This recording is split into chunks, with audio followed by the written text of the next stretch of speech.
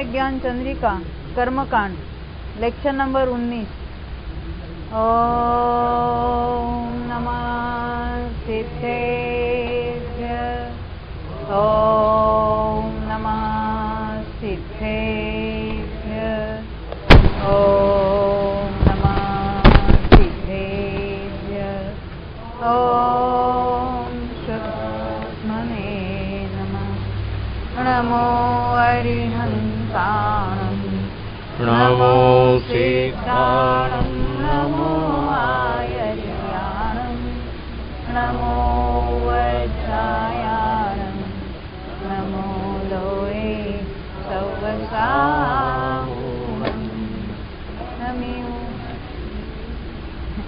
नमिऊणनेमि चन्दम् असहाय पराक्रमं महावीरं बन्धुदय सत्तजुक्तम् ओघादेशे तवं वोचं बन्ध उदय सत्ता सहित अहित कर्म करिनार वै ज्ञान प्रकाशमय नमो दास हुईदास। आचार्य श्री नेमिचंद सिद्धांत चक्रवर्ती ने इस गोमटसार कर्मकांड ग्रंथ की रचना की है और उसके आधार से पंडित टोडरमल जी ने सम्यक ज्ञान चंद्रिका कर्मकांड भाषा टीका लिखी। उसी का यह हिंदी अनुवाद है। हम पृष्ठ संख्या 104 पर आ गए। 104 93 नंबर की गाथा पढ़ने जा रहे हैं हम। अब यहाँ गुणस्थानों में कौन कौन से प्रकृतियों का बंध होता है, कौन सी का नहीं होता, उसकी बात चलने वाली है। सबसे पहले उन्होंने एक नियम बता दिया कि तीर्थंकर प्रकृति का बंध सम्यक दृष्टि के ही होता है, और वो भी कौन से गुणस्थान से कौन से गुणस्थान तक, चौथे से 8वें के 6वें भाग तक।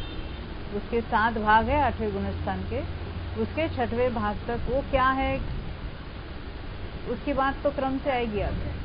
हाँ, 6वें भाग तक, 8वें गुणस्थान के 6वें भाग तक तीर्थंकर प्रकृति का बंध है। दूसरी बात ये नियम बताया था कि आहारक और आहारक अंगोपांग नाम की जो कर्म प्रकृतियां है वो किसके बनती है प्रेरणा बेन? मुझे को कौन से गुणस्थान वाले को? 7वें और 8वें। 7वें वाले को 8वें के 6ठे भाग तक बनती है। उदय कब है वो तो उसके बात नहीं आई, परंतु उसका उदय 6वें में है, क्योंकि हमने देखा था आहारक शरीर किसके होता है, कौन रचना कौन करता है, तो 6ठे गुणस्थान वर्ती में, क्योंकि उसका तो उपयोग शुभ उपयोग चल रहा है, तभी की बात है वो। दूसरी एक बात हमने देखी कि आयु कर्म का बंध कहाँ नहीं होता, तो तीसरे गुणस्थान वाले को नहीं होता। फिर 7वें के ऊपर यानी 8वें 9वें 10वें ऊपर के गुणस्थानों में नहीं होता। और जहाँ मिश्र का योग हो, कौन से? निवृत्ति पर्याप्त वाला, क्योंकि लब्धि पर्याप्त वालों के तो होगा ही होगा आयु का बंध, क्योंकि उसकी आयु इतनी छोटी है और आयु का बंध होगा ही। बिना आयु बंध किए कोई मरता ही नहीं है। तो ये 2-4 नियम हमने देखे। अब यहाँ आगे की गाथा देखेंगे हम। तीर्थंकर प्रकृति के बंध का विशेष नियम कहेंगे यहाँ पर, यानी कौन से जीव उसका बंध का प्रारंभ करता है, कौन से गुणस्थानों में, कौन सा समय दृष्टि, कौन सा समय दृष्टि ने वेदक करता है कि औपशमिक करता है कि क्षायिक करता है, उसकी बात अभी बताएंगे। उसके संबंध में नियम बताएंगे। गाथा पहले पढ़ेंगे हम। पढ़मुव समय सम्मे शेषतिये अविरजादि चत्तारि तिथयर बंध पारंभ दयाण राकेवलि दुगंधे प्रथमोपशमे सम्यक्त्वे शेषत्रये अविरतादि चत्वारः तीर्थकर बंध प्रारंभका नराः केवली विकान्ते। यहाँ हमें सब जगह तीर्थकर ऐसा लिखा है, तीर्थंकर प्रकृति हम कहते हैं, परंतु वहाँ तीर्थकर ऐसा भी शब्द आता है, गाथा में हमेशा आएगा वहाँ पर तीर्थकर। ये तीर्थ का अर्थ क्या है नेसी भाई? हम तीर्थ क्षेत्र, हाँ तीर्थ उपदेश, तीर्थ उपदेश देने वाले, धर्म का उपदेश उन्हीं से प्राप्त हुआ है, तीर्थंकरों से, इसलिए उनका नाम तीर्थंकर पड़ा, तीर्थ के करने वाले। टीका पढ़ेंगे 105 पृष्ठ पर आए हम। प्रथमोपशम सम्यक्त्व में या अवशेष, अवशेष यानी प्रथमोपशम सम्यक्त्व को छोड़कर अन्य कौन कौन से सम्यक्त्व है सुशीला बहन? हाँ, क्षौक्षमिक है, क्षायिक है और द्वितीयोपशम भी है। तो प्रथमोपशम सम्यक्त्व में या अवशेष है, अवशेष यानी रिमेनिंग। द्वितीयोपशम क्षौक्षमिक क्षायिक सम्यक्त्व में असंयत से लेकर, यानी कौन सा गुणस्थान? चौथा। असंयत से लेकर अप्रमत्त गुणस्थान तक, अप्रमत्त कौन सा है? सातवां, बहुत अच्छा। तो चौथे से लेकर सातवें तक मनुष्य ही, ये कंडीशन एक एक ही लगाया, यानी यहाँ किसकी चल रही बात? तीर्थंकर प्रकृति का बंध प्रारंभ करने वाले जीवन की बात है। प्रारंभ करके अन्य गति में चला जाए, देव में या नरक में, तो वहां भी करेगा। यहाँ प्रारंभ स्टार्टिंग कौन करता है उसकी बात चल रही। तो एक बात क्या बताई, कौन सा समय दृष्टि होनी चाहिए? कोई भी चलेगा, औपशमिक या क्षायिक या क्षौक्षमिक। दूसरी बात, कौन से गुणस्थानों में स्टार्टिंग पॉइंट होता है? चौथे में या पांचवें में या छठे में या सातवें में, कहीं पर भी हो सकता है। तीसरी बात क्या बताई? अविरतादि चत्वारः, अविरतादि चत्वारः का अर्थ है अविरत आदि से लेकर, वहां से लेकर 4, यानी चौथा, पांचवा, छठा, सातवां, ये 4 गुणस्थानों में कहीं भी उसका प्रारंभ हो सकता है। फिर क्या बताया? मनुष्य ही नरः तीर्थंकर प्रकृति के बंध को प्रारंभ करता है। जब मनुष्य ही कहा तो भोग भूमि का मनुष्य नहीं करता, कर्म भूमि का मनुष्य ही। अभी ये बात शायद आगे लिखेंगे। क्यों, कोई ऐसा होगा ना सरला बहन कि यहाँ तीर्थंकर प्रकृति का बंध प्रारंभ किया है और फिर वहाँ भोग भूमि में जन्मा और बाद में तीर्थंकर प्रकृति का बंध करता रहे? हाँ, ऐसा नहीं होता। देव में जाएगा या नरक में जाएगा? जिसने पहले मनुष्य आयु का बंध किया है उसको तीर्थंकर प्रकृति नहीं बंधेगी। पहली नरक में जाएगा, क्षायिक के साथ जाएगा। तो ऐसे तीर्थंकर प्रकृति का बंध जिसने प्रारंभ किया है और जो वेदक साम्य दृष्टि है, और तीसरे नरक तक जा सकता है वहां जितनी आयु बांधी हो। तो हाँ, तो वेदक छूटकर मिथ्यात्व में चला जाएगा एक अंतर्मूर्त के लिए, वहां जाएगा, अंतर्मूर्त में सम्यक तो उत्पन्न करेगा, फिर तीर्थंकर प्रकृति का बंध कंटिन्यूअस बंधेगी। एक बार तीर्थंकर प्रकृति का बंध शुरू हुआ तो कंटिन्यूएशन कब तक हो सकते? उसके 3 भवन तक कंटिन्यूअस बंध रहा है। मनुष्य में शुरू किया था, यहाँ से देव में गया, हो सकता है कोई सर्वार सिद्धि में गया, तो 33 सागर तक कंटिन्यू हर समय बांध रहा है। फिर वहां से आएगा, माँ के गर्भ में भी बांध रहा है, 8वें गुणस्थान तक बांधेगा। हाँ, क्योंकि वो तीसरे नरक में गया है, वो मिथ्यात्व में जाकर, तो जब तक मिथ्यात्व, अभी हमने क्या पढ़ा रूल 92 गाथा में, चौथे गुणस्थान से 8वें तक ही बंद होता है। जो नरक में दूसरे या तीसरे नरक में जा रहा है जीव, तो वो जाने के पहले अंतर्मूर्त तक वो मिथ्यात्व में आएगा। मरण के एक अंतर्मूर्त पहले मिथ्यात्व में चला जाएगा, वहाँ तीर्थंकर प्रकृति का बंधन नहीं होगा मिथ्यात्व दशा में। वहां से उत्पन्न होगा नरक में, वो मिथ्यात्व अवस्था में जन्म लेगा। वहां पर एक अंतर्मूर्त के अंदर ही वो सम्यक तो प्राप्त करेगा और तीर्थंकर प्रकृति का बंध फिर लगातार चालू होगा। नहीं, शुरुआत 8वें में नहीं होते। शुरुआत, बिगिनिंग जिसको कहेंगे, प्रारंभक जो है चौथे, 5वें, छठे या 7वें, कहीं पर भी हो सकता है। ख्याल में आई बात नेसी भाई? अभी आगे पढ़ेंगे। और अभी हमारे कंडीशंस शुरू हुई। पूरी नहीं हुई। क्या क्या कंडीशन देखिए, कोई भी समय दृष्टि हो, कोई भी टाइप का समय दृष्टि, प्रथम यानी क्षौक्षम हो, क्षायिक हो या औक्षमिक हो। दूसरी बात क्या है, चौथे से लेकर 7वें गुणस्थान तक का कोई भी चले।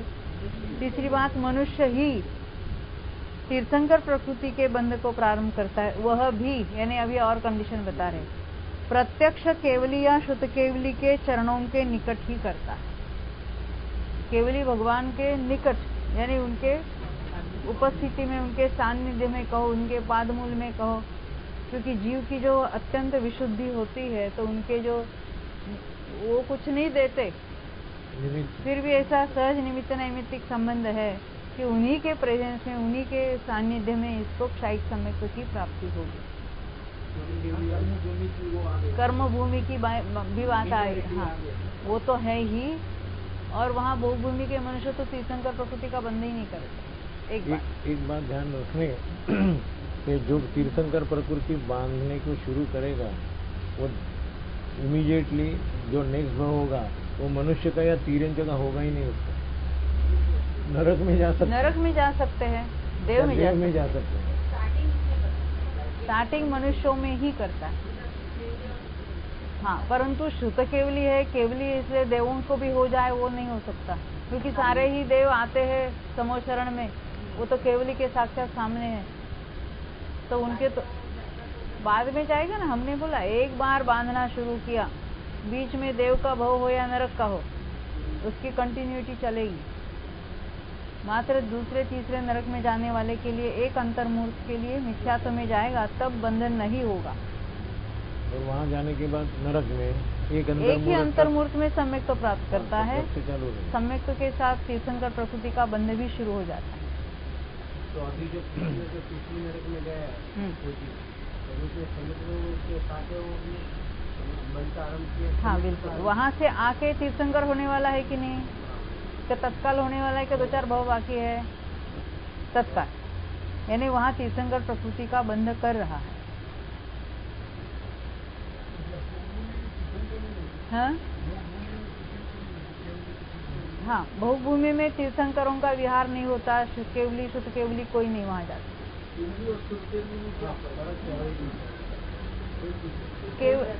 केवली भगवान तो केवल ज्ञान हो गया, और शुद्ध केवली यानी 12 अंगों के ज्ञाता, ऐसे जो मुनिराज है उनको यहाँ शुद्ध केवली कहा। ये समय सार में जो शुद्ध केवली, जो आत्मा को जाने वो शुद्ध केवली, वो अपेक्षा सहित बात है।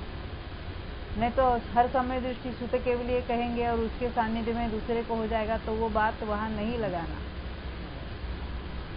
ख्याल में आई बात? देखो समय सार में क्या बताया है कि पूरे द्वादशांग का सार क्या है, तो आत्मा की अनुभूति, यानी आपने आत्मा को जान लिया तो वो भाव शुद्ध ज्ञान, वो शुद्ध केवली, ऐसे वहां कह दिया है। हाँ, परंतु वहां ये नहीं समझना वे शुद्ध केवली है। शुद्ध केवली तो संयमियों को ही कहेंगे। हाँ, बापा को पूछ रहे। हाँ, हाँ, तीसरा तीर्थंकर प्रकृति के बंधन, यहाँ जिसने बंध प्रारंभ किया है, ऐसे जीव तीसरे नरक तक ही जाते, उसके आगे नहीं। हाँ, जिसने आगे के नरक का भोग किया, बंध किया होगा और उतना ही उसका कायम है, तो वो तीर्थंकर प्रकृति नहीं बांधेगा। अब बात आगे आएगी हमारी, कौन से नरक से मरकर क्या क्या हो सकता है। पहले, दूसरे और तीसरे नरक तक के जीव, उल्टा अगर हम ले लेंगे, देखो तीसरे नरक तक के आके तीर्थंकर हो सकते, चौथे तक के आकर यहाँ केवली हो सकते, 5वें से आकर कोई मुनिराज हो सकते हैं, 6ठे से आकर समय दृष्टि 5वां गुणस्थान भी हो सकता, परंतु 7वें से आने वाले को उस भाव में, तीर्यंश में ही पैदा होगा, उस भाव में उसको सम्यक्त्व की योग्यता ही नहीं, जो 7वें से निकला है। 7वें नरक में अंतर्मूर्त में सम्यक्त्व प्राप्त कर सकता है जाकर। 33 सागर में एक अंतर्मूर्त पहला छोड़ दो, एक अंतर्मूर्त लास्ट वाला छोड़ दो, इतने काल तक लगातार जो समय दृष्टि रहा है, फिर भी वो मिथ्यात्व में जाकर फिर तिर्यंश में जन्म लेगा, वो हिंस्र श्वापद में, और उस भाव में उसको सम्यक्त्व की योग्यता नहीं है। जिसने 7वें नरक में इतने काल तक सम्यक दृष्टि रहा है, वहां से निकलने पर जो भोग होगा उसमें उसको सम्यक की योग्यता नहीं है। ऐसे कुछ करणान योग के खास नियम है। जब हम आगे पढ़ेंगे तब तक वो बातें ख्याल में आ जाएगी। यहाँ क्या लिखा? प्रत्यक्ष केवली या श्रुति केवली के चरणों के निकट ही करता है। ये तीर्थंकर प्रकृति के लिए खास नियम है। यहाँ ऐसी जब हम बातें सुनते हैं, हाँ, तब कितनी क्लैरिटी आती है। जो हम द्रव्यान योग पढ़ते हुए अरे डरने की बात नहीं, डर निकल जाना चाहिए। किस बात का डर लगता है? अभी बोलिए। हाँ, क्यों होता है? नहीं, आप बोलो ना, बोलो आप बाकी लोग बोलिए। हाँ, क्या लगता है इसमें? यानी वहाँ नरक में जाने वाला इसलिए, यानी कोई जीव, हाँ, तीर्थंकर प्रकृति की यानी बंद करने वाला भी जा सकता है, क्योंकि उसने पहले नरकाई बंद। हाँ, 33 सागर वाला सम्य दर्शन छूट जाएगा। आप उस तरह से विचार करो कि 7वें नरक जैसे प्रतिकूल परिस्थिति में जन्मा है तो उसके परिणामों से उसने जन्मा है वहां पर, और वहां अत्यंत प्रतिकूलता है। ऐसे प्रतिकूलता में उसने सम्य को प्राप्त किया है और लगातार 33 सागर तक सम्य दृष्टि रहा है। सम्य कोई बात नहीं, नेक्स्ट भाव होगा, फिर दोबारा वो तो अन्य भाव प्राप्त करेगा कि नहीं, वो एक भाव की बात है। वहां देखो, ये डरने की बात नहीं। करणान योग में ऐसे नियम या ऐसे आपको केसेस बहुत सारे देखने को मिलेंगे कि सम्यक तो भी होकर कितने बार छूट सकता है। उससे डरना नहीं है अपने को। एक बार सम्य दृष्टि हुआ है तो अभी तो उसका तो निकट भव्य है, वो उसका तो संसार का किनारा आ गया है। इससे तो एक्सपीरियंस बनेगा, वहां से फिर दूसरा भाव मिलेगा उसके बाद। उसके पश्चात वाले भाव में नहीं होता, वो बात नहीं है। लेकिन हमें ये बात भी ध्यान में रखनी है कि ऐसे अत्यंत प्रतिकूल संयोग जहाँ है वहां पर भी जीव आत्मानुभव करे और इतने लंबे काल तक सम्यक भी रहे, तो उसका पुरुषार्थ है कि नहीं। तो ऐसे में हमें तो उल्टा क्या बोलते हैं, ये पॉजिटिव थिंकिंग करो। हाँ, प्रेरणा मिलती है कि भाई हम भी ऐसा प्राप्त कर सकते हैं। और जो इतने प्रतिकूल अवस्था में इतना टाइम रहा और हम नहीं करेंगे। और ऐसा क्यों मानते हैं कि ये तो देखो बहन, आप मेडिकल साइंस का कुछ बात जानती है तो इसमें एक भी कोई ऑड केस आ जाती है, यानी मान लेते हैं किसी को एबनॉर्मल 3 आंखें आ गई किसी को, तो उसका वहाँ नोंद होगी। तो हर एक माता बोली कि मेरे बच्चे को 3 आंखें आई, तो ऐसा थोड़ी होता है। अरे हजारों करोड़ों अब्जों में एकाध किसी को होता हो तो वो भी नोट डाउन होता है। वैसे केवली के ज्ञान में जो बात आई है वो तो उनके मुख में से आने वाली है। हाँ? असंख्यात जीव सम्यक दृष्टि है। हाँ, एक दो नहीं। हाँ, तो कुछ बात नहीं है, छूटेगा तो फिर प्राप्त करेंगे, उसमें क्या है। ख्याल में आते हैं ना बात। और वो जो तो अब डेफिनेटली अंत एक क्या बोलते हैं, अर्धपुद्गल परावर्तन में तो गुड बाय करने वाला है अपने को, फिर कहाँ है रोने का। कोई जीव है वहाँ पर, और ऐसे भी असंख्यात जीव है वहाँ पर, और उनके तो क्या वहाँ होगी, कुछ शास्त्र स्वाध्याय सुनने को मिलता है, कोई एक दूसरे को ऐसा संबोधन करेगा वहाँ पर। वहाँ तो ऐसे ही नेचुरली उनकी टेंडेंसी ऐसी होती है कि एक दूसरे से झगड़ाबाजी ही चलती है, एक दूसरे से नफरत ही हुआ करती है। सिर्फ 7:15 से 7:30 में आपको तो फायदा है ना, स्त्री तो जाती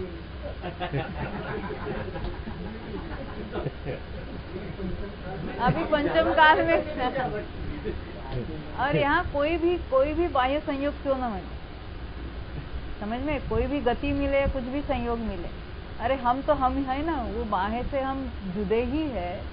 ये बात अभी सोचो या वहां जाके सोचो, अभी सोचने के लिए ज्यादा जिसको अवसर अनुकूलता है, क्योंकि शास्त्र हम पढ़ते हैं, इतनी बारीकाई से बात हमारे समझ में आ रही है।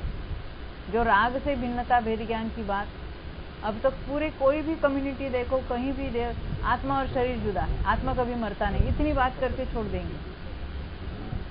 परंतु आत्मा कैसा, वो राग देश वाला आत्मा मैं हूँ ऐसा मानते। तो ये सम्यक तो प्राप्त करना, अभी इतने जीव इतने पर्याय में सम्यक तो प्राप्त करते हैं, तो वो आसान होगा कि नहीं होगा। उसकी बात सोचो।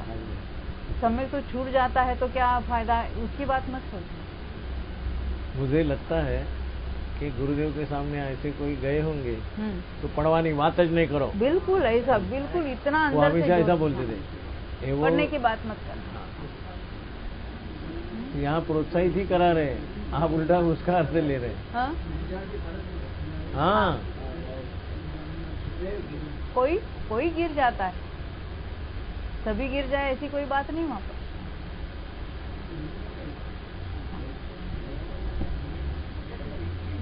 डरो मत, और कोई डर है तो बोल के उसको निकाल दो। तो डरना, ये जो संसार का डर लगता है ना, ये अच्छी बात है, क्योंकि ऐसा डर अभी तक नहीं लगता ना, तो हम उसके लिए प्रयत्नशील नहीं रहते। तो ये मृदु परिणामों को सूचित करते ही, तो ऐसा डर अवश्य लगना चाहिए। जो संवेग वगैरह बातें आती है तो ये उसका डर लगेगा तो ही जीव इसके परिणाम, उसके अपने परिणाम के प्रति सजग रहेगा। ख्याल में आती है ना? बिल्कुल डरने की बात नहीं। यहाँ तो ये हम क्या क्या होती है बातें, उसका यहाँ ज्ञान करा रहे हैं। आप दोनों तरफ से बोलते कि डर लगना चाहिए और डरना नहीं चाहिए। हाँ बिल्कुल, दोनों तरफ से कहेंगे हम। समझ नहीं रही क्या करना। हम दोनों तरफ से कहेंगे, अपेक्षा से बात करेंगे। हाँ, यानी इस बात से नहीं डरना है कि हमारा क्या होगा, और जिसको संसार का डर लग रहा है, भय लग रहा है, वो बहुत क्रेडिटेबल है कि उससे वो बाहर निकलने की कोशिश करेगा और उसमें प्रयत्नशील होकर यशस्वी होगा। और जिसको अरे जो होना है होगा, जाने दो ना, अपन अभी खा लो ना, पी लो ना, वो तो होने का होगा, ऐसा वाले को कभी ये सुनकर भी कोई कहे ना, किसने देखा है, होते थोड़े ही नरक, किसी की लेटर वेटर आ गया क्या वहां से? हाँ? ऐसे कहने वाले मिलते कि नहीं, स्वर्ग नरक कुछ होता ही नहीं है, ये तो झूठी कल्पना है, ऐसा कहने वाले भी है। और हमें सर्वज्ञ की श्रद्धा है, सर्वज्ञ की बातों पर श्रद्धा है, तो ये बातें है और ऐसी ही है, ये बिल्कुल अंदर से ये बातें आनी चाहिए। ये कोई ऊपर से ठोक बजा के बताएगा तो उससे कुछ नहीं होने वाला। आगे बढ़े। देखो, यहाँ प्रथमोपशन सम्यक्त को जुदा कहने का अभिप्राय यह है कि कई आचार्यों का मत ऐसा है कि प्रथमोपशन सम्यक्त का काल थोड़ा है, अंतर्मूर्त मात्र है, इसलिए यहाँ षोडश कारण भावना भाई नहीं जा सकती।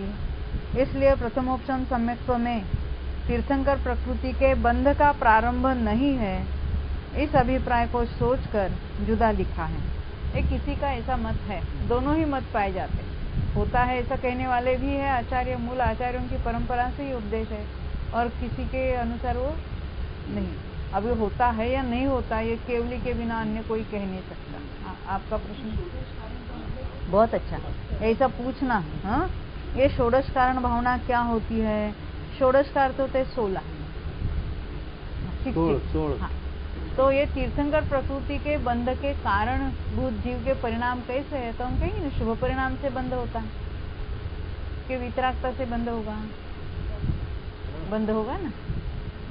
हाँ, बहुत अच्छा, यानी राग से बंध होता, तो 16 कारण ऐसे शुभ परिणाम, शुभ परिणाम। हाँ, वो दयादान कौन कौन से षोडश कारण? ये पूजा की पुस्तक लानी पड़ेगी, हम देखेंगे षोडश कारण क्या क्या है। हाँ, अवशेष की बात बताई ना अभी।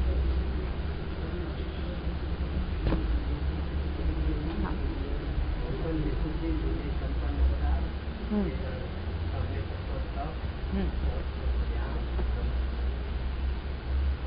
सभी मालूम नहीं है ना आपको। हाँ। तो दर्शन विशुद्धि से क्या समझना? हाँ, पक्की होने यानी क्षयिक समय को।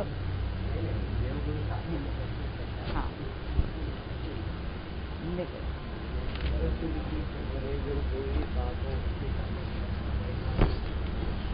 81 पेज इसमें पूजा की पुस्तक में।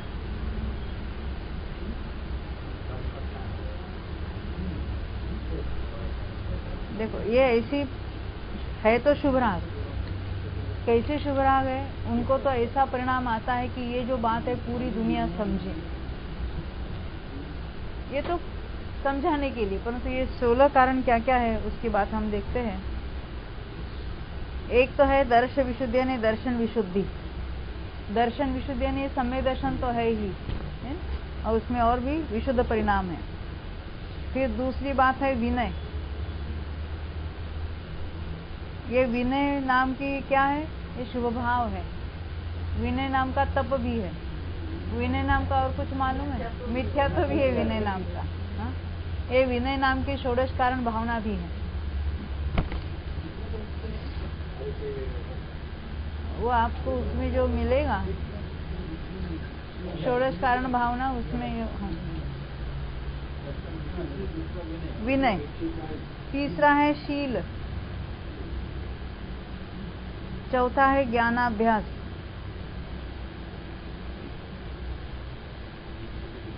पांचवा है संवेग।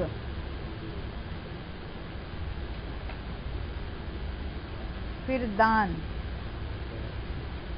तप, साधु समाधि,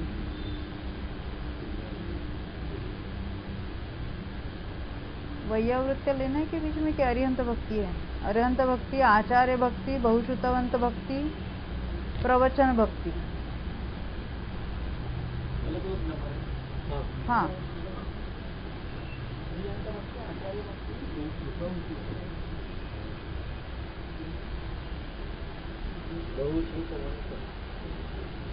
छठ आवश्यक प्रभावना। छठ आवश्यक में इसमें हाँ वत्सल है। हाँ, उसमें आगे बीच में कौन सा रह गया? हो गया ना, प्रभावना और वात्सल्य लास्ट में दो हो गए।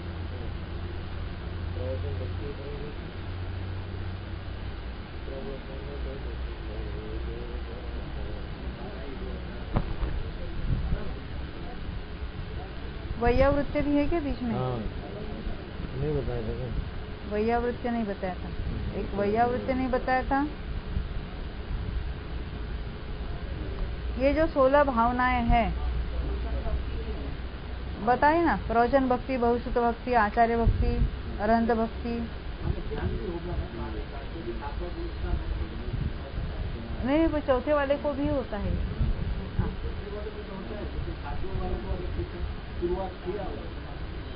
होगा उसके। देखो जहाँ जितनी शुद्धोपयोग के साथ वहाँ बुद्धिपूर्वक राग भी है, और उसमें ये ऐसे कुछ सोच समझ कर ये वो भावना करे और उसको तीर्थंकर प्रकृति का बंध, ऐसा नहीं हो सकता। आप कहेंगे हम ये सब भावना भाएंगे, हमको तीर्थंकर प्रकृति का बंध होना चाहिए, तो होगा कि नहीं होगा?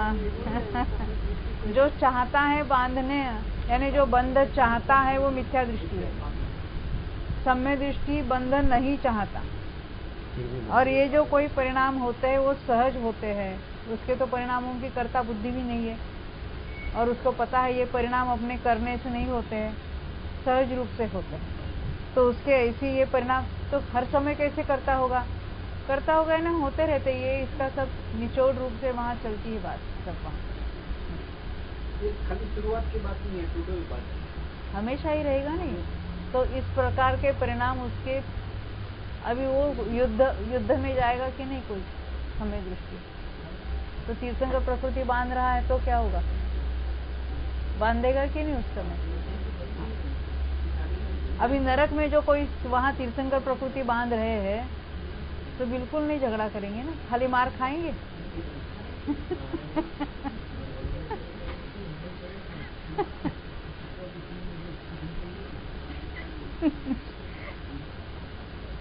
हाँ।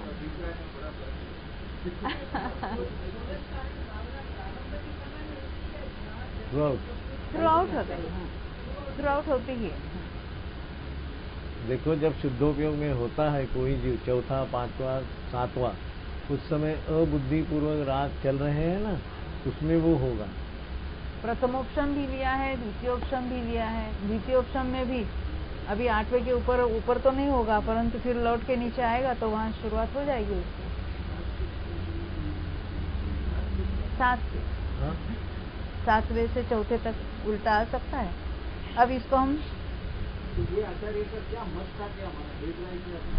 प्रथमोपशन सम्यक्त्व के काल में प्रारंभ होता है कि नहीं होता, इसके बारे में 2 मत चल रहा है। एक मत है होता है, एक मत है नहीं होता, क्योंकि उसका काल छोटा है। परंतु हमने ये भी बात देखी कि प्रथमोपशन सम्यक्त्व का काल इतना केवल शुद्धोपयोग नहीं, वहाँ शुभोपयोग भी है, और वो उस अपेक्षा से बड़ा काल है।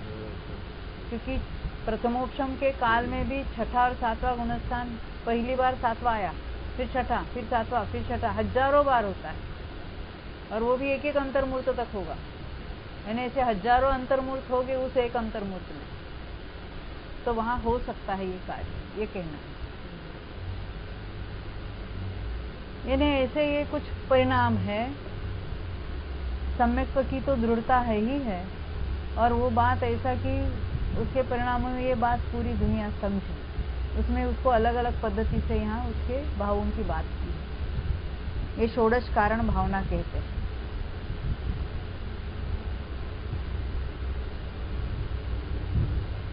मनुष्य ये अभी 5वीं लाइन में आए हम, दूसरे पैराग्राफ की 5वीं लाइन। मनुष्य कहने का अभिप्राय यह है, अन्य गति वाले जीव तीर्थंकर प्रकृति के बंध का प्रारंभ नहीं करते। बंध नहीं करते लिखा है क्या? प्रारंभ नहीं करते लिखा, क्योंकि अन्य गति वाले जीवों के विशिष्ट विचार, शौक, समाधि सामग्री का अभाव है, इसलिए प्रारंभ तो मनुष्यों में ही है। तीर्थंकर प्रकृति का बंध तिर्यंच बिना 3 गतियों में पाया जाता है, क्योंकि प्रारंभ करने वाला तो मनुष्य है, और वही जीव मरकर देव में जाता है, वहां भी तीर्थंकर प्रकृति बांधता है। कोई नरक में जाता है, वहां भी बांधता है, और वापस लौटकर मनुष्यों में आता है, वहां भी बांधेगा, और फिर उसी भाव में मोक्ष चला जाएगा। एक बार तीर्थंकर प्रकृति का बंध प्रारंभ किया, या तो उसी भाव में मोक्ष जाएगा, या एक देव का या एक नरक का भाव करके तीसरे भाव में मोक्ष चला जाएगा। परंतु जैसे क्षायिक समय दृष्टि भोग भूमि में जा सकता है, वैसे तीर्थंकर प्रकृति वाला वहां नहीं जाएगा, वो नियम है। यानी नरकायु बांधी हो तो तीर्थंकर प्रकृति का बंध हो सकता है, उसको प्रारंभ पहले बांधी है, मिथ्या दृष्टि के नरकायु का बंध हुआ था, अब वही जीव समय दृष्टि हुआ। अब रानी सैनिक को याद कर, हमने कहा ना हमेशा यहाँ हमको मदद रूप से उनका उदाहरण ले सकते हैं। सैनिक राजा मिथ्यात्व में था, उसने नरकायु का बंध किया, बाद में वो समय दृष्टि हुए, बाद में क्षायिक समय दृष्टि हुए, तीर्थंकर प्रकृति का बंध प्रारंभ किया। अब वो क्षायिक थे और पहले नरक में जाए हैं, तो वह सम्यक्त्व के साथ गए, तो बीच में उनका सम्यक्त्व छूटा नहीं, छूटता ही नहीं है, तो वो कंटिन्यूस तीर्थंकर प्रकृति का बंध अब भी वहां कर रहे हैं। वहां से आएंगे माता के पेट में, फिर जब तक 8वें गुणस्थान में जाएंगे तब तक कंटिन्यूस बंध चलेगा, हर समय करेगा। कम से कम 3 भाव तो लगेंगे, तो उसी भाव में जा सकता है। हाँ, उसी भाव में जो जाते हैं ना, अभी कोई 4थे गुणस्थान में उसने तीर्थंकर प्रकृति का बंध शुरू किया, तो अभी उस जन्म और गर्भ हो चुका जन्म, अभी उसके 2 कल्याणक नहीं हो गए, 3 हो गए। जब वो दीक्षा लेंगे तो दीक्षा कल्याणक होगा, केवल ज्ञान कल्याणक और मोक्ष कल्याणक। कोई जीव 6ठे 7वें गुणस्थान में उन्होंने प्रारंभ कर दिया तीर्थंकर प्रकृति बांधने का, तो अभी दीक्षा कल्याणक भी होने का कोई चांस नहीं है। अभी उसका केवल ज्ञान कल्याणक और मोक्ष कल्याणक, 2 कल्याणक वाले, तो उनकी नहीं, वो यहाँ होते ही नहीं है। 2 या 3 वाले वो वहाँ विदेह क्षेत्र में होते हैं ऐसे तीर्थंकर, 2 कल्याणक वाले या 3 कल्याणक वाले। यहाँ अपने यहाँ होने वाले तो 24 तीर्थंकर है, वो सारे 5 कल्याणक वाले ही होते हैं। 5 भरत भूमि में और 5 ऐरावत में, ऐसे ही होंगे 5 कल्याणक वाले हों।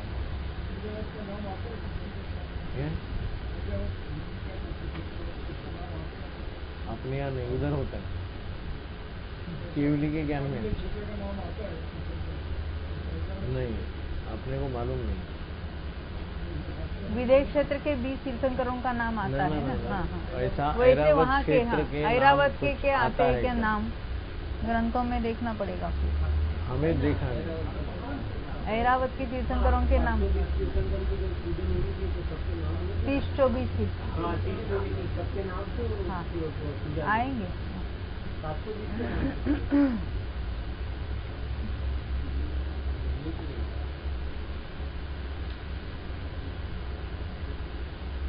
मूर्ति के ऊपर लिखेंगे। अभी क्या देख रहे देखो, तीर्थंकर प्रकृति का बंध तिर्यंच बिना 3 गतियों में पाया जाता है। क्योंकि पहले तीर्थंकर प्रकृति का बंध हो उसे प्रारंभ कहते हैं, यानी शुरुआत, बिगिनिंग। उस समय से लेकर प्रति समय प्रबद्ध रूप बंध में, यानी प्रति समय जो कर्म बंध रहे हैं उसको कहेंगे समय प्रबद्ध। 8 कर्मों का जो बंध वहां हो रहा है, 8-7 जो कुछ है, तो उसको कहेंगे पूरा समय प्रबद्ध। उस बंध में तीर्थंकर प्रकृति का भी बंध हुआ करे तो उत्कृष्ट पने से कितने काल तक कर सकता है? तो उत्कृष्ट पने से अंतर्मूर्त अधिक 8 वर्ष से हीन 2 करोड़ पूर्व अधिक 33 सागर प्रमाण काल तक बंद होता है। अभी इसका हिसाब करेंगे जरा। कोई जीव अधिक से अधिक काल तक तीर्थंकर प्रकृति का बंध लगातार करता रहे तो, मनुष्य में शुरुआत की, एक भाव कंटिन्यूस लेना है, नरक में नहीं भेजना, देव में वो भी लंबी आयु वाले देव में, सर्वार सिद्धि में 33 सागर में। तो पहला एक भाव, फिर 33 सागर का, फिर मनुष्य का। तो पहले भाव में क्या करना, उसको 8वें साल के बाद अंतर्मूर्त में तीर्थंकर प्रकृति का बंध शुरू किया। हो सकता है वो जी जन्म से सम्यक दृष्टि हो या बाद में किया हो, उसने सम्यक को भी प्राप्त किया और तीर्थंकर प्रकृति का बंध भी शुरू हुआ 8वें साल के बाद। करोड़ पूर्व तक लगातार बंध किया, संयम में रहा, फिर वो सर्वार सिद्धि में गए, वहां से मनुष्य हुए, कंटिन्यूअस बंद कर रहे। कब तक करेंगे? 8वें गुणस्थान तक। अभी उसको लेट में लेट केवल ज्ञान प्राप्त कराऊं। केवल ज्ञान में रहने का काल, क्योंकि वहां तो तीर्थंकर प्रकृति का उदय है, हमको बंद कराना है। 8वें तो 8वां जो क्षपक श्रेणी चढ़े वो तो आयु के थोड़े लास्ट में चढ़ना। अंतर्मूर्त वाली तो तीर्थंकर की, यानी 13वां गुणस्थान नहीं होता तीर्थंकर के लिए, पृथक्व वर्ष तो होगा ही होगा, यानी कुछ गिने चुने वर्षों तक तो तीर्थंकर रहेगी ही रहेगी। सामान्य केवली एक अंतर्मूर्त तक 13वें में रहकर 14वां गुणस्थान पार करके मोक्ष जा सकते हैं। जिसने तीर्थंकर प्रकृति बांधी है वैसे अंतर्मूर्त में 13वां पार किया, उसने उपदेश दिया, इन्हें ऐसा नहीं होगा। यानी कुछ साल तक तो उनके समोचरण आदि सब होगा ही नियम से। तो यहाँ क्या कहते देखो, कितने तो 2 करोड़ पूर्व के भाव लिए मनुष्य के, 33 सागर के पहले और बाद में। पूर्व भाव ने उसने 8वें साल के अंतर्मूर्त के बाद उसने बंद प्रारंभ किया, वो पूर्व कोड़ी पूरी लेनी, फिर 33 सागर, फिर वहां से आकर एक पूर्व 2 करोड़ पूर्व अधिक 33 सागर प्रमाण। हाँ, वो लास्ट वाले उसमें से माइनस नहीं किए हैं, परंतु क्षपक श्रेणी चढ़ी और बाद में उनका समोचरण का, यानी 13वें में रहने का काल, वो उसमें से बात कर दो, उतना अधिक से अधिक काल होगा। जीवा बहन ख्याल में आई कैसी बातें ली?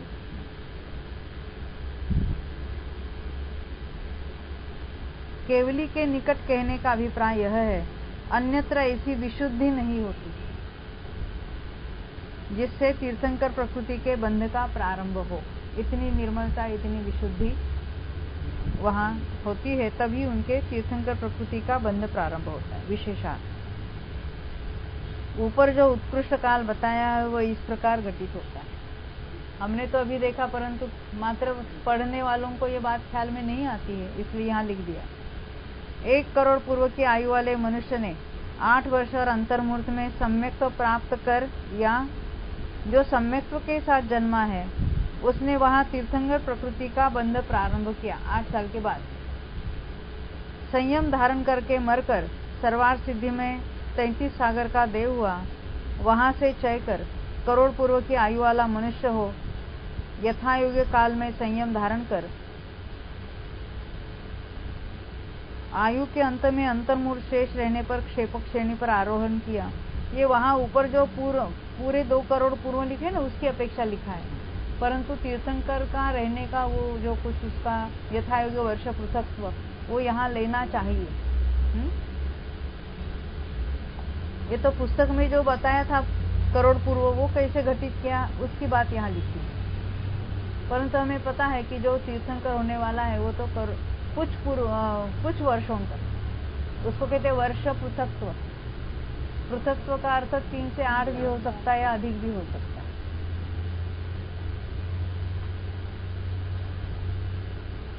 तो यहाँ आप समझने के लिए 13वें का काल वर्ष पृथक्त्व होगा उनका, ये लिख सकते हैं।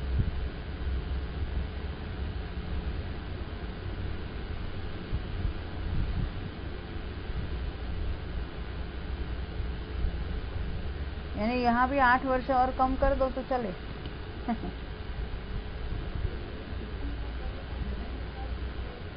वही तो पहले वर्ष पृथक्त्व का है ना, यानी जघन्य में जघन्य इतने काल तक कोई तीर्थंकर रहेगा ही रहेगा। अंतर मुहूर्त से उसका 13वां पार हो गया ऐसा कभी नहीं होता।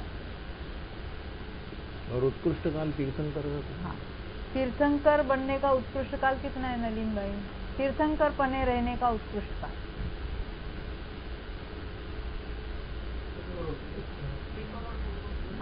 लगातार 8 वर्ष कम, क्योंकि 8 वर्ष के बाद संयम धारण करेंगे। संयम धारण करने के बाद शपथ शनि चढ़ेंगे। शपथ शनि चढ़ के जब 13वां गुणस्थान प्राप्त हुआ तब उनके तीर्थंकर बन गए। वो तीर्थंकर प्रकृति का उदय कब होता है? 13वें। और बंद कब होता है? 4थे से 8वें तक, 8वें के 6ठे भाग तक। और उदय कब है? 13वें में। तो ऐसा जीव 8वें साल और अंतर्मुक्त हो गया और वो केवल ज्ञान प्राप्त किया। तीर्थंकर प्रकृति का उदय, फिर लगातार अंत का एक 14वें गुणस्थान का अंतर्मुक्त शेष रहे, तब उसका 13वां गुणस्थान, फिर 14वें में आ गए और फिर मोक्ष। वहां भी तीर्थंकर प्रकृति का उदय कहेंगे हम 14वें में, पर वहां समोषण उपदेश वगैरह वो बातें नहीं रही। छोटा अंतर्मुक्त काल है।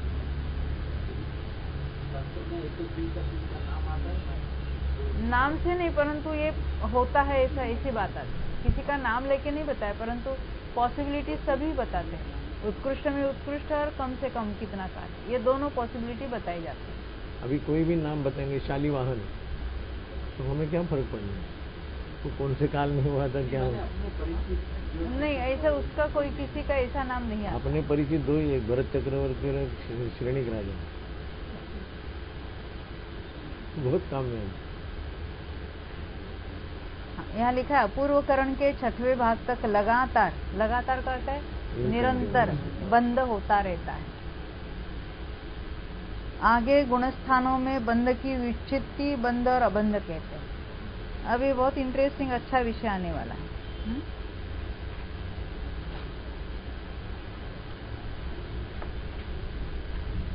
अभी विच्छित्ति का अर्थ क्या है उसको देखेंगे। जो बंद होते होते रुक गया, उस गुणस्थान में तो बंद है, ऊपर के गुणस्थानों में कहीं नहीं, उसको कहेंगे उस गुणस्थान में बंद की विच्छित्ति।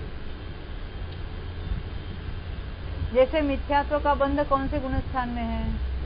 पहले में ही है, ऊपर कहीं पर भी नहीं। तो क्या कहेंगे? पहले गुणस्थान में मिथ्यात्व प्रकृति के बंध की विच्छित्ति हुई। ख्याल में आई बात?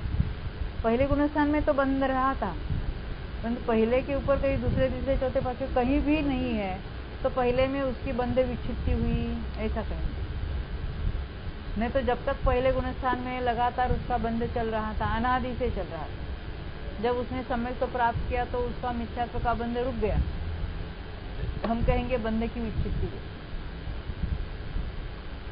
बाद में कभी नहीं बंधना चाहिए, ये कंडीशन। ऊपर के गुणस्थानों में नहीं बंधना चाहिए।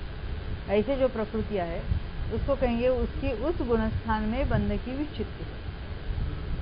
हम जब क्रम से देखेंगे उनके नाम तो ये बातें और क्लियरिटी यानी स्पष्ट रूप से आपको ख्याल में। देखो, जिस गुणस्थान में, हाँ कोई प्रश्न है आपका? हाँ, जिस गुणस्थान में जितनी प्रकृतियों की विच्छित्ति कही हो, बंध विच्छित्ति यानी वहां पर वो बंध है परंतु इसके आगे नहीं होने वाला। तो जितनी प्रकृतियों की विच्छित्ति कही हो उन प्रकृतियों का उस गुणस्थान के अंत समय तक बंध जानना।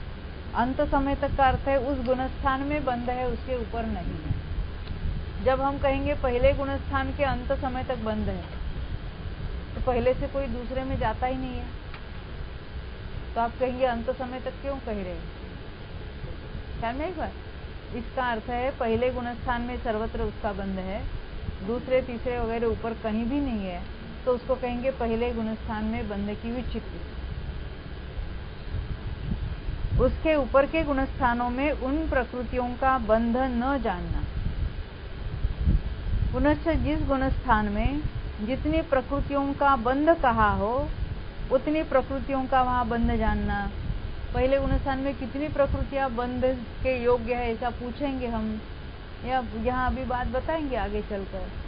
तो हमने देखा है तीर्थंकर प्रकृति नहीं बनती है, आहारक आहारक दृक नहीं बनती है, बाकी सभी कुछ न कुछ किसी न किसी जीव को बंधेगी। यहाँ नाना जीवों की अपेक्षा बात चलेगी, एट ए टाइम बंधने वाले की बात नहीं है। मिथ्या दृष्टि जीवों को कौन कौन सी प्रकृतियां बंध सकती है, तो कहते 117 बन सकती है। उसमें से कुछ शुभ है कुछ अशुभ है।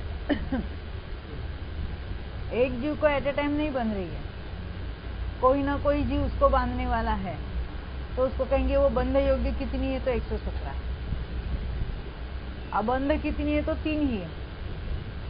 अब यहाँ जो बनती थी और दूसरे में नहीं बंधेगी, ऐसी 16 प्रकृति बताएंगे आगे जाकर, उसको कहेंगे वो तो उसकी विच्छित्ति होगी 16। अब आगे पढ़ेंगे। अभी कुछ शब्द नए लग रहे हैं ना, तो 2 दिन में आप भी परिचित हो जाओगे। हाँ, तो फटाफट विच्छित्ति बोलने लगेगी।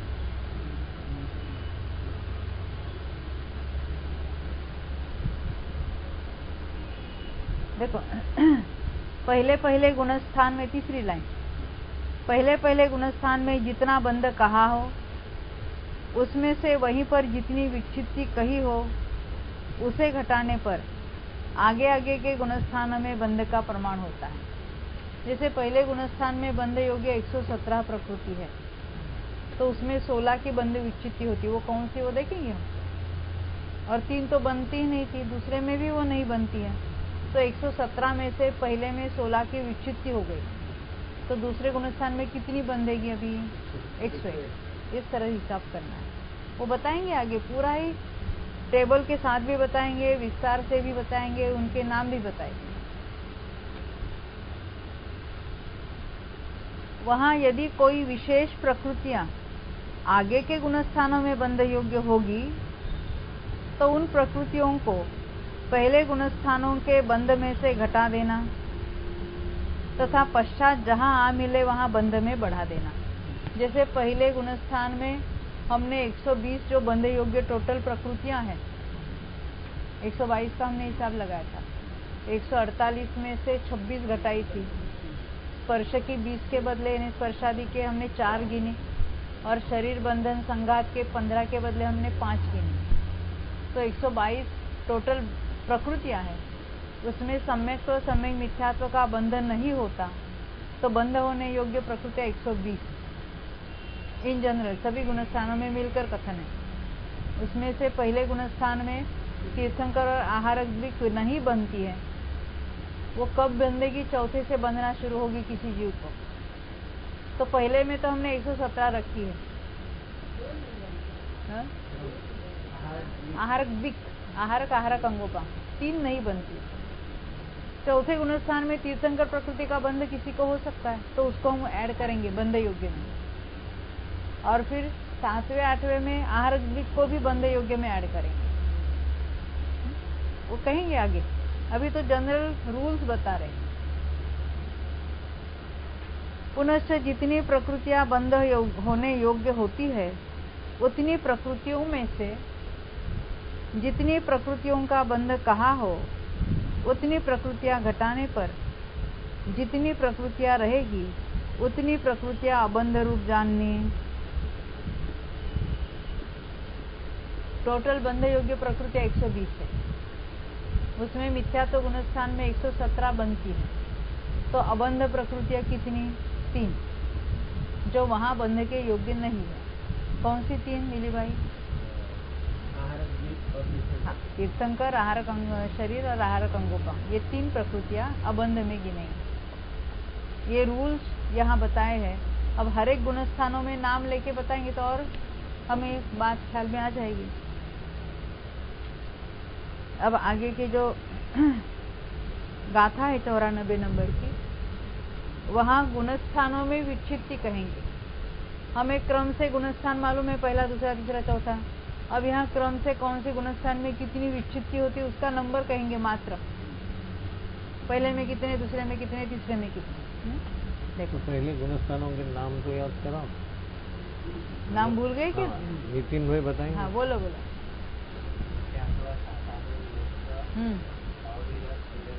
हाँ हाँ, बहुत अच्छा। हाँ, बराबर है। हाँ हाँ हाँ, कुछ भी भूल गए क्या? हाँ हाँ, एक संख्या कम हो गई है। हाँ, फिर से दोबारा।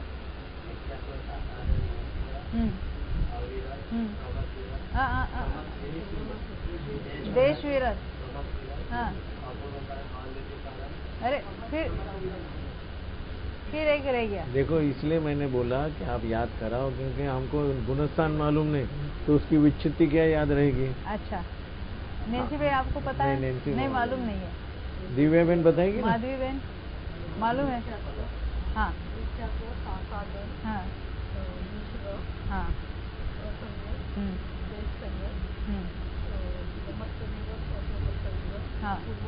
हाँ हाँ,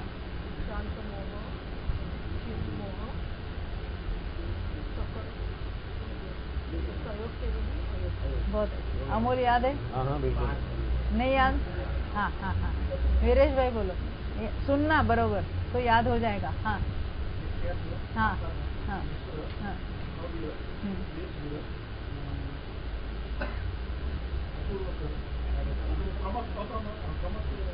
प्रमत्त बाद में अप्रमत्त।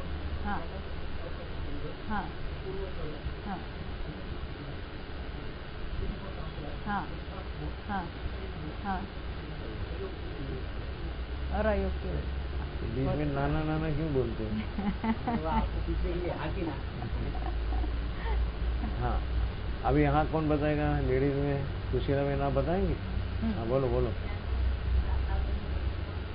मिश्र का दूसरा नाम क्या है? मिश्र का नाम क्या है? सम्यक मिथ्यात्व। देश विरत कहना। हाँ, प्रमत्त विरत।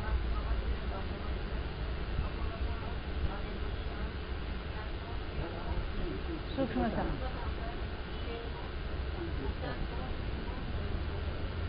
ऐसे उंगली पर गिनना तो नंबर याद रहता है, उसके साथ साथ नाम कह देना। हाँ, अभी जो बहुत होशियार है वो उल्टे क्रम से बोलेगा। मिली अयोग केवली, अयोग केवली, शिव मोह, उपशांत मोह, सूक्ष्म संप्राय, अनुवृत्तिकरण, अपूर्वकरण, अप्रमत्त विरत, प्रमत्त विरत, देश विरत, अविरत सम्यक्त्व, मिश्र, सम्यक मिथ्यात्व, असाधारण सम्यक्त्व और मिथ्यात्व। बहुत अच्छा, बहुत ऐसी तैयारी होनी चाहिए। ये 90 गुणस्थान का नाम क्या है? अनिवृत्तिकरण। और पहले 10वें 11वें उपशांत। ठीक है, बराबर। उपशांत कषाय को, उपशांत मोह को, दोनों याद। दूसरे भाई साधन सम्यक्त्व पूरा बोलना। हाँ? साधन सम्यक्त्व। और 14वें 15वें नहीं। यानी इस तरह से हमें कोई भी बीच में आवे तो याद होने चाहिए। ये क्या बोलते हैं, लाइन में जाना, उसको क्या बोलते हैं?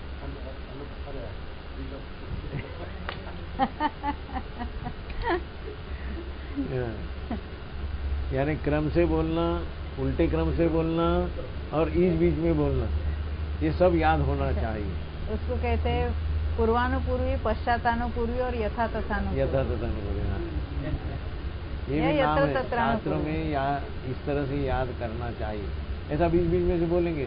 3 से लेके 5 तक के गुणस्थान आप बताना बहन, 3 से लेके 5 तक।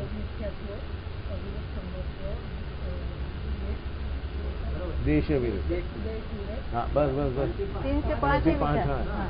यानी कंट्रोल चाहिए, नहीं तो गाड़ी चालू हुई तो डॉक्टर साहब आप 11 से 14 बताएंगे। अच्छा, पहला, तीसरा, पांचवा कौन बताएगा? मिथ्यात्व, मिश्र, हाँ। अच्छा, 2, 4, 6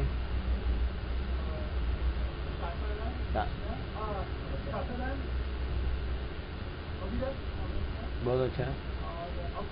प्रमत्त विरोध। इस तरह देखो, हम किसी भी तरह से पूछा जाए तो पीछे नहीं हटे। ये कब होगा?